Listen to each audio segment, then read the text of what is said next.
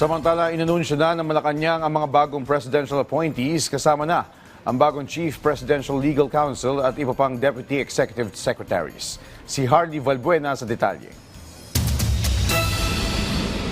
Nagtalaga si Pangulong Ferdinand R. Marcos Jr. ng mga bagong opisyal sa Malacanang ilang linggo bago matapos ang 2025.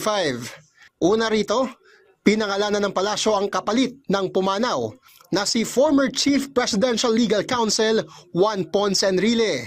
Chief Legal Presidential Counsel, Attorney Ana Liza Logan. Bago ito, si Attorney Ana Liza Logan ay nagsilbing Deputy Executive Secretary for Legal Affairs ng Office of the President.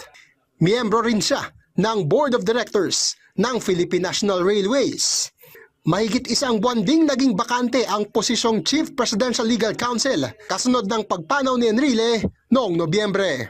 Samantala, kinumpirma rin ng Malacanang ang pagtatalaga kay Department of Justice Undersecretary Attorney Jessie Hermogenes Andres bilang Deputy Executive Secretary for Legal Affairs.